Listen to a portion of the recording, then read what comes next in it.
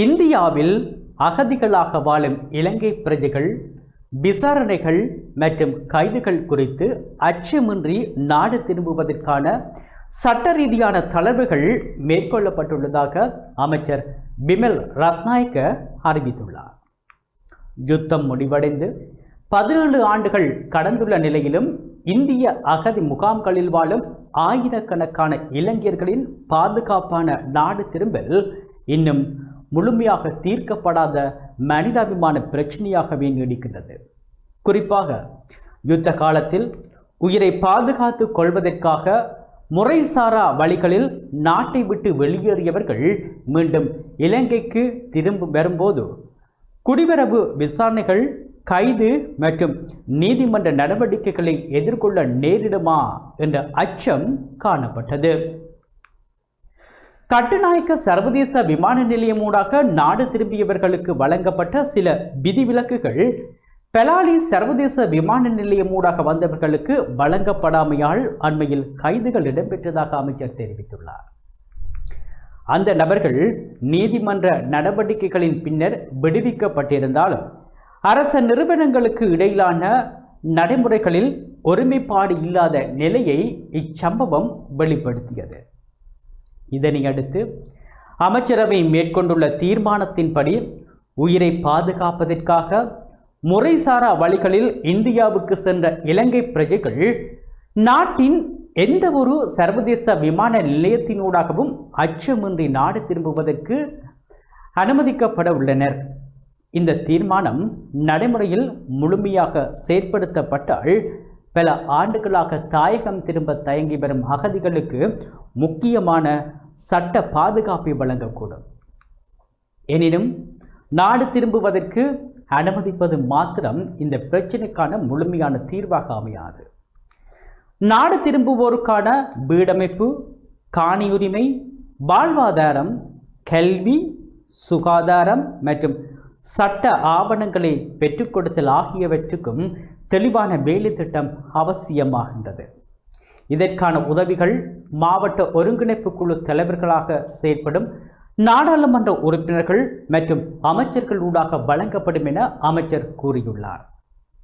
இதனுடன் தொடர்புடைய மற்றும் ஒரு முக்கிய விடயமாக வடக்கு கிழக்கில் பாதுகாப்பு தரப்பினரின் பயன்பாட்டில் உள்ள காணிகளை விடுவிக்கும் நடவடிக்கையும் முன்வைக்கப்பட்டுள்ளது. தேசிய பாதுகாப்பையும் பொதுமக்களின் காணி உரிமைகளையும் சமநிலையில் பேணியவாறு காணிகளை விடுவிப்பதாக அரசாங்கம் தெரிவித்துள்ளது. 2009 முதல் 2024 வரை யாழ்ப்பாண மாவட்டத்தில் 811 ஏக்கர் அரச காணிகளும் 21,942 ஏக்கர் தனியார் காணிகளும் விடுவிக்கப்பட்டுள்ளதாக அரசாங்க தரவுகள் குறிப்பிடுகின்றன.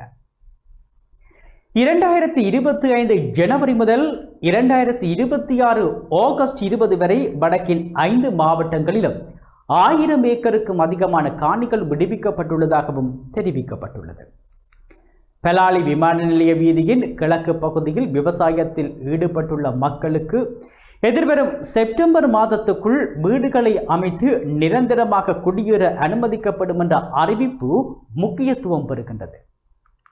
இதேவேளை பாதுகாப்பு தேவைக்காக நிரந்தரமாக வைத்திருக்கப்படும் தனியார் காணிகளுக்கு தற்போதைய சந்தை மதிப்புக்கேற்ற இழப்பீடு வழங்கப்பட வேண்டும் என்பதும் பாதிக்கப்பட்ட மக்களின் நீண்டகால கோரிக்கையாகவும் காணாமல் ஆக்கப்பட்டோர் தொடர்பாக அடையாளம் காணப்பட்ட 15,966 குடும்பங்களில் 11,000க்கும் மேற்பட்ட குடும்பங்களுக்கான அடிப்படை ஆவண பணிகள் நிறைவடைந்துள்ளதாகவும் அரசாங்கம் தெரிவித்திருக்கின்றது.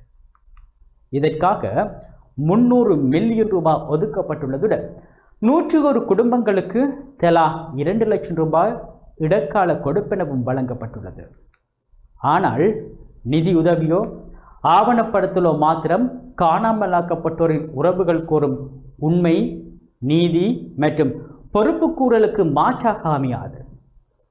விசாரணைகளின் வெளிப்படைத்தன்மை, சுயாதீனம் மற்றும் அவற்றின் முடிவுகள் தொடர்பான நம்பகத்தன்மையே அரசாங்கத்தின் முயற்சிகளை மதிப்பிடுவதற்கான பிரதான அளவுகோல்களாக இருக்கும்.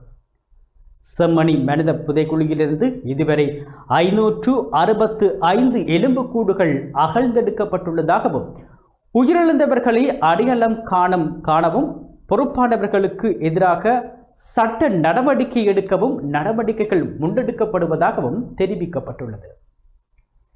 இந்த விசாரணையில் அறிவியல் ஆதாரங்களை பாதுகாத்தல், பாதிக்கப்பட்ட குடும்பங்களின் பங்கேற்பை உறுதிப்படுத்தல் மற்றும் அரசியல் தலையீடற்ற நீதி செயல்முறையை முன்னெடுத்தல் மிகவும் அவசியம்.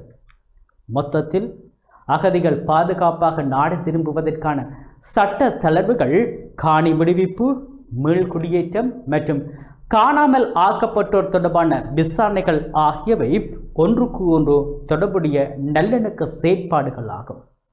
அறிவிப்புகள் நம்பிக்கையை ஏற்படுத்தினாலும் அவை விமான நிலையங்கள் முதல் கிராம மட்ட நிர்வாகம் வரை ஒரே மாதிரியாகவும் வெளிப்படையாகவும் நடைமுறைப்படுத்தும் போதே பாதிக்கப்பட்ட மக்களின் நம்பிக்கையை பெற முடியும்.